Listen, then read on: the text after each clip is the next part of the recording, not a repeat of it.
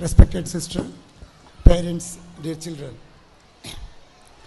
എനിക്കറിയാം നിങ്ങൾക്ക് കുട്ടികളുടെ കലാപരിപാടി കാണാൻ വേണ്ടി കാത്തിരിക്കുന്ന സമയത്ത് ഒരുപാട് സംസാരിക്കുന്നത് അബദ്ധമാണെന്നറിയാം.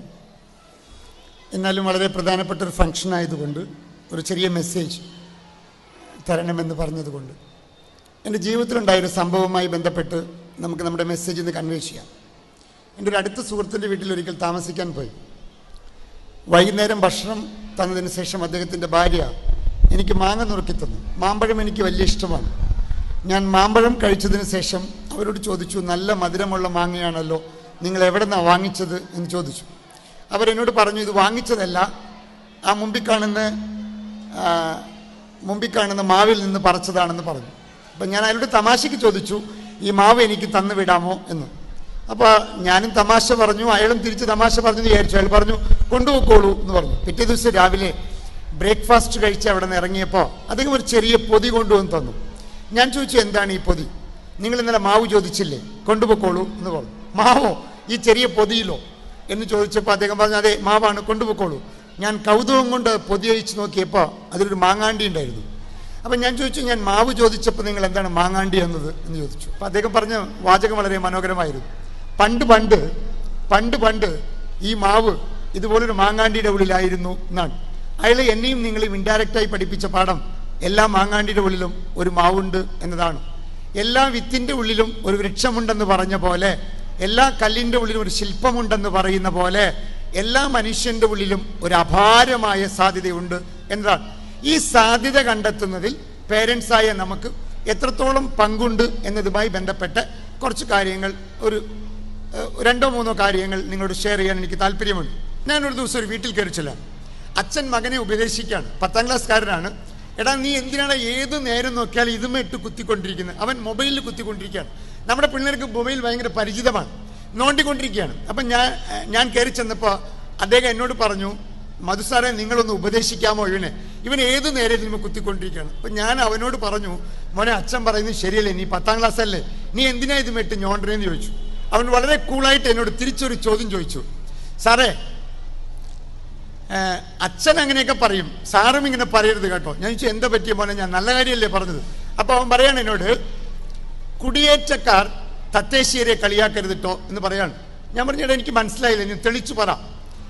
നേറ്റീവ്സിനെ ഇമിഗ്രൻസ് കളിയാക്കരുത് എന്ന് അവൻ തിരുത്തി പറഞ്ഞു. ഞാൻ പറഞ്ഞു, എനിക്ക് മനസ്സിലായില്ല, ഒന്നും കൂടി പറ.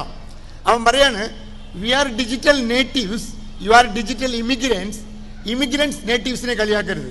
അവൻ പറഞ്ഞത് ഇത്രയേ ഉള്ളൂ, ഞാൻ ജനിച്ചതേ കമ്പ്യൂട്ടറിലാണ്, ജനിച്ചതേ മൊബൈലിലാണ്, നീ ഗതികേട് കൊണ്ട് കയറി വന്നവൻ ജനിച്ചവനെ കളിയാക്കരുത് എന്നാണ് ഇവൻ പറഞ്ഞതിൻ്റെ വാചകം. അപ്പോൾ ഈ കുട്ടികളുടെ മനോഭാവം നമ്മൾ കണ്ട പോലെയല്ല. അങ്ങനെയുള്ള കുട്ടികളെ എങ്ങനെ കൈകാര്യം ചെയ്യും എന്നതുമായി ബന്ധപ്പെട്ട് എൻ്റെ ജീവിതത്തിൽ ഞാൻ ഫോളോ ചെയ്യണമെന്നെൻ്റെ ക്ലാസ്സുകളിൽ നിർദ്ദേശിക്കുന്ന 4 കാര്യങ്ങൾ. 1, നമ്മൾ കുട്ടികൾക്ക് സ്വത്തുണ്ടാക്കി കൊടുക്കാനാണ് കൂടുതൽ താല്പര്യം കാണിക്കുന്നത്. പക്ഷേ ഞാൻ പറയും, മക്കൾക്ക് സ്വത്തല്ല കൊടുക്കേണ്ടത്, പകരം അനുഭവങ്ങളാണ് കൊടുക്കേണ്ടത്. കാരണം അനുഭവങ്ങൾ സ്വത്തിനേക്കാൾ വിലപിടിപ്പുള്ളതാണ് എന്നതാണ്. നമുക്ക് നമ്മുടെ കുട്ടികൾക്ക് അനുഭവങ്ങൾ കുറഞ്ഞില്ലേ എന്നതാണ്. റേഷൻ കട അവൻ കണ്ടിട്ടില്ല, അവൻ ഒറ്റയ്ക്ക് പ്രൈവറ്റ് ബസ്സിൽ കയറിയിട്ടില്ല. അനുഭവങ്ങൾ എവിടെ കുറവുണ്ടോ അവിടെ താഴെപ്പിള്ളകൾ ഉണ്ടാകുമെന്നതാണ്. നമ്മുടെ കാലഘട്ടത്തിൽ നമുക്ക് ഒരുപാട് അനുഭവങ്ങൾ ഉണ്ടായിരുന്നു. നമ്മൾ സ്വത്തുണ്ടാക്കാനാണ് ഓടുന്നത്. മക്കൾക്ക് സ്വത്ത് കൊടുക്കുന്നതിനേക്കാൾ നല്ലത് അനുഭവങ്ങൾ കൊടുക്കുക എന്നതാണ്. അനുഭവങ്ങൾ കൊടുക്കൂ, മക്കൾക്ക് അനുഭവങ്ങളാണ് കൊടുക്കേണ്ടത്, അല്ലാണ്ട് സ്വത്തല്ല കൊടുക്കേണ്ടത്. സ്വത്ത് കൊടുക്കാൻ ഓടുന്ന കൂട്ടത്തിൽ നമ്മുടെ മക്കൾക്ക് പലതും നഷ്ടപ്പെടും. ആ നഷ്ടപ്പെടൽ തിരിച്ചെടുക്കാൻ കഴിയില്ല എന്ന ഓർമ്മ നമുക്കുണ്ടാവട്ടെ. എൻ്റെ മോനെ ഞാനിതിൽ കൊണ്ടുവന്നിട്ടുണ്ട്. മോനെ കൊണ്ടുവരുന്നത് ഇത്തരം കാര്യങ്ങൾക്ക് ചെറുപ്പം തൊട്ടേ കൊണ്ടുപോയി. ഇത്തരം അനുഭവം അവന് വേണം. അവൻ്റെ അച്ഛനെ എങ്ങനെയാണ് ആളുകൾ കാണുന്നത്, അവിടെ വരുന്ന മീറ്റിംഗ് അങ്ങനെ ഡിസിപ്ലിനാണ് ഇരിക്കേണ്ടത്. ഇത്തരം കാര്യങ്ങൾ, ഇത്തരം അനുഭവങ്ങളാണ് മക്കൾക്ക് സ്വത്തായി മാറുക. അതുകൊണ്ട് അനുഭവങ്ങൾ കൊടുക്കുക എന്നതാണ്. രണ്ടാമത്തത്, മക്കളെ സഹകരിക്കാൻ പഠിപ്പിക്കുക, മത്സരിക്കാൻ പഠിപ്പിക്കാതിരിക്കുക എന്നതാണ്. ഇത് പറയുമ്പോൾ നിങ്ങൾക്ക് വളരെ ഷോക്കിംഗ് ആയിരിക്കാം, പക്ഷേ യാഥാർത്ഥ്യം അതല്ലേ. ജീവിതം എന്നത് കംപ്ലീറ്റ് സഹകരണത്തിൻ്റെ മേഖലയല്ലേ. സഹകരിക്കാതെ കുടുംബജീവിതം മുന്നോട്ട് കൊണ്ടുപോകാൻ കഴിയുമോ എന്നതാണ്. നമുക്ക് ഒരാളെ തോൽപ്പിക്കുക, മറ്റാൾ ജയിപ്പിക്കുക എന്നതിൻ്റെ അപ്പുറത്ത് എങ്ങനെയാണ് കൂടെ ഉള്ളവരുമായി സഹകരിച്ചു പോവുക എന്ന് മക്കളെ പഠിപ്പിക്കണം. ഞാനതിന് പേരൻസിനോട് പറയുന്ന ഒരു നിർദ്ദേശമുണ്ട്. ദയവായി മക്കളെ സോളോ സോങ് പഠിപ്പിക്കാൻ പ്രോത്സാഹിപ്പിക്കാതിരിക്കുക, സോളോ നൃത്തങ്ങളെ പ്രോത്സാഹിപ്പിക്കാതിരിക്കുക, ഗ്രൂപ്പ് നൃത്തങ്ങളും ഗ്രൂപ്പ് പാട്ടുകളും പാടിപ്പിക്കുക. കാരണം ഞാനൊരു സംഘനൃത്തം ചെയ്യുമ്പോൾ എൻ്റെ അടുത്തിരിക്കുന്ന ആളുടെ ചുവടുകൾക്കനുസരിച്ച് എൻ്റെ ചുവടുകളെ ഞാൻ ക്രമപ്പെടുത്തേണ്ടിയിരിക്കുന്നു. പക്ഷെ ഞാൻ സോളോ ഡാൻസ് അഭിനയിക്കുമ്പോൾ എൻ്റെ നൃത്ത ചുവടുകൾ ഞാൻ തീരുമാനിക്കാം. പക്ഷെ എൻ്റെ കൂടെ ഉള്ള ആളുടെ നൃത്ത ചുവടുകൾക്കനുസരിച്ച് എൻ്റെ ചുവടുകൾ മാറ്റാൻ ഞാൻ പ്രാപ്തനായില്ലെങ്കിൽ നമ്മുടെ ജീവിതം നഷ്ടമാകുമെന്നതാണ്. യഥാർത്ഥത്തിൽ ഒരു ഗ്രൂപ്പ് ഡാൻസ് അല്ലേ കുടുംബജീവിതം? ഭർത്താവിൻ്റെ ചുവടുകൾക്കനുസരിച്ച്, ഭാര്യയുടെ ചുവടുകൾക്കനുസരിച്ച് ഒന്നിച്ച് നൃത്തം ചെയ്യേണ്ട കുടുംബങ്ങൾ ഒറ്റയ്ക്കൊറ്റയ്ക്ക് നൃത്തം കഴിക്കുമ്പോൾ ഉണ്ടാകുന്ന ദുരന്തമല്ലേ ഇവിടുത്തെ ഡൈവോഴ്സുകൾ ഉണ്ടാകുന്നത്? അതുകൊണ്ട് മക്കളെ സഹകരിപ്പിക്കുന്നത് എങ്ങനെയാണ് എന്ന് പഠിപ്പിക്കണം. നീ നിന്റെ കാര്യം നോക്ക്. ചെറുപ്പത്തിൽ ഞാൻ കേട്ടിട്ടുണ്ട്, പല കുടുംബങ്ങളിലും പറയും, ചേട്ടനിയമ്മ വഴക്ക് കൂടുമ്പോൾ പറയും, നീ നിന്റെ കാര്യം നോക്കടാ, നീ നിന്റെ കാര്യം നോക്കടാ, നീ നിന്റെ കാര്യം നോക്കടാ, നീ നിന്റെ കാര്യം നോക്കടാ എന്ന് പഠിപ്പിച്ച് വിട്ടത് കൊണ്ട് അവന് 35 വയസ്സും നിങ്ങൾക്ക് 70 വയസ്സായപ്പോൾ അവനവൻ്റെ കാര്യം നോക്കിപ്പോയി, നിങ്ങൾ എൽഡേഴ്സ് ഹോമിലായി. അപ്പൊ മക്കളോട് നീ നിന്റെ കാര്യം നോക്കുന്നല്ല പഠിപ്പിക്കേണ്ടത്, നീ അമ്മയുടെ കാര്യവും അമ്മ അച്ഛൻ്റെ കാര്യവും നമ്മൾ കുടുംബകാര്യം നോക്കണം എന്നാണ് പഠിപ്പിക്കേണ്ടത്. അതുകൊണ്ട് സഹകരിക്കാൻ പഠിപ്പിക്കുക എന്നതാണ്. മൂന്നാമത് പറയാനുള്ളൊരു പ്രധാനപ്പെട്ട കാര്യം, മക്കളെ കമ്പേഷൻ ഉള്ളവരായി വളർത്തുക എന്നതാണ്. അനുകമ്പയുള്ളവരായി, സഹജീവികളുടെ സ്നേഹമുള്ളവരായി വളർത്തുക. അടുത്ത കാലത്ത് നിങ്ങളെയും എന്നെ വേദനിപ്പിച്ചൊരു സംഭവം നിങ്ങൾക്ക് ഓർമ്മയുണ്ടാകും. വയനാട് അട്ടപ്പാടിയിൽ മധു എന്നൊരു ചെറുപ്പക്കാരൻ തല്ലിക്കൊല്ലപ്പെട്ടു. ഞാൻ ഈ വാർത്ത കേൾക്കുമ്പോൾ ഞാൻ വയനാട്ടിലേക്ക് ഒരു ട്രെയിനിങ്ങിന് പോയിക്കൊണ്ടിരിക്കുകയാണ്. കഴിഞ്ഞ 25 കൊല്ലമായി ട്രെയിനിങ് മേഖലയിലുള്ള ഒരാളാണ് ഞാൻ. ട്രെയിനിങ് വളരെ നന്നായി ചെയ്യുന്ന ആളാണ്. എൻ്റെ കുടുംബത്തിനൊരു പ്രശ്നമുണ്ടായാൽ പോലും എൻ്റെ ട്രെയിനിങ്ങിനെ ബാധിക്കാറില്ല. പക്ഷേ ഈ മധുവിൻ്റെ മരണം എന്നെ കാര്യമായി ബാധിച്ചു. എനിക്ക് ട്രെയിനിങ് നന്നായി ചെയ്യാൻ കഴിഞ്ഞില്ല.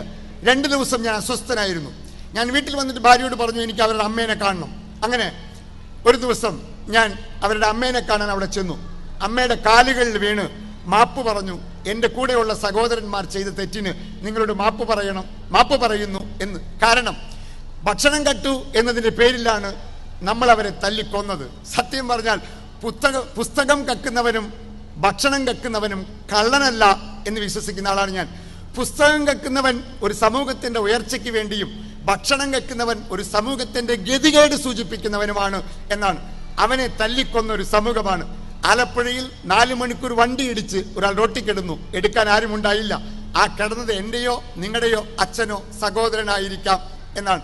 അപ്പോൾ സഹജീവികളോട് സ്നേഹമില്ലാത്തൊരു സമൂഹം എങ്ങനെയാണ് മുന്നോട്ട് പോകാൻ കഴിയുക എന്നതാണ്. എന്നോടൊരു അമ്മ ചോദിച്ചു, ഒരു മീറ്റിങ്ങിന് പോയപ്പോൾ ഒരു അമ്മ ചോദിച്ചു, നല്ല അമ്മ ആരാണെന്ന് ചോദിച്ചു. ഭക്ഷണം കൊടുത്തു വിടും, അമ്മ രാവിലെ ഭക്ഷണം കൊടുത്തു വിടും, വൈകുന്നേരം വരുമ്പോൾ ചോദിക്കും, അമ്മ മോനെ കൊടുത്തുവിട്ട ഭക്ഷണം മുഴുവനും കഴിച്ചുവോ എന്ന് ചോദിക്കുന്ന അമ്മയല്ല നല്ല അമ്മ. പിന്നെയോ നിന്റെ ക്ലാസ്സിൽ വേറെ ആരെങ്കിലും ഭക്ഷണം കഴിക്കാതിരുന്നുവോ മോനെ എന്ന് ചോദിക്കുന്ന അമ്മയാണ് നല്ല അമ്മ. അങ്ങനത്തെ അമ്മമാരുണ്ടാകണം എന്നതാണ് പ്രാർത്ഥന. കൊച്ചിന് ഗൾഫിൽ നിന്ന് കൊണ്ടുവന്ന മിഠായി കൊടുത്തു, അമ്മാവൻ കൊണ്ടുവന്നതാ. കഴിച്ചുകൊണ്ടിരിക്കുമ്പോൾ അടുത്ത വീട്ടിലെ കൊച്ചു വന്നു. അപ്പൊ അമ്മ പറയാണ്, ഡാ മാറ്റിവെക്കടാ, മാറ്റിവെക്കുക. അടുത്ത വീട്ടിലെ കൊച്ചു പറഞ്ഞു, മാറ്റിവെക്ക്. ചരിത്രം ആവർത്തിക്കും. 25 കൊല്ലം കഴിഞ്ഞപ്പോൾ ഇവന് കല്യാണം കഴിഞ്ഞു. ഇവൻ്റെ ഭാര്യയുമായി മുറിയിലിരിക്കുകയാണ്. ഇവന് നെക്ലസ് കൊണ്ടുവന്നിട്ട് ഭാര്യയുടെ കഴുത്തിലിട്ടപ്പോൾ ഈ അമ്മ, പ്രായമായ അമ്മ, ആ വാതിലിന്റെ മുൻവശത്ത് നടന്നു പോകുമ്പോൾ ഇവൻ്റെ ഭാര്യയോട് പറയും, മാറ്റിവെക്കി, ദേ വയസ്സായ അമ്മ പോണു, അത് പ്രശ്നം ഉണ്ടാക്കും, മാറ്റിവെക്കി. തിരിച്ചടി കിട്ടിയില്ലേ? കൊടുത്തതല്ലേ കിട്ടുക? ഈ സഹജീവികളോടുള്ള സ്നേഹം വേണമെന്ന് മക്കളെ പഠിപ്പിക്കേണ്ട നമുക്ക് എവിടെയോ തെറ്റി എന്നാണ്. അത്തരമൊരു കമ്പാഷൻ നഷ്ടപ്പെട്ട സമൂഹം നാളെ. ഞാൻ എന്നോട് ചോദിക്കും, കുട്ടികൾക്ക് പരീക്ഷയേക്കാൾ പ്രധാനമാണ് അമ്മയുടെ ആരോഗ്യം എന്ന തിരിച്ചറിവുണ്ടാകണം. അമ്മ സുഖമില്ലാതെ കിടന്നാൽ അമ്മയെ ശുശ്രൂഷിക്കലാണ് പരീക്ഷ എഴുതുന്നതിനേക്കാൾ പ്രധാനമെന്ന് മക്കളെ പഠിപ്പിക്കണം എന്നാണ്. നിങ്ങൾക്കറിയാലോ, നമ്മളിവിടെ കണ്ടപ്പോൾ പറഞ്ഞു യേശുവിൻ്റെ പ്രാർത്ഥന വേണമെന്ന്.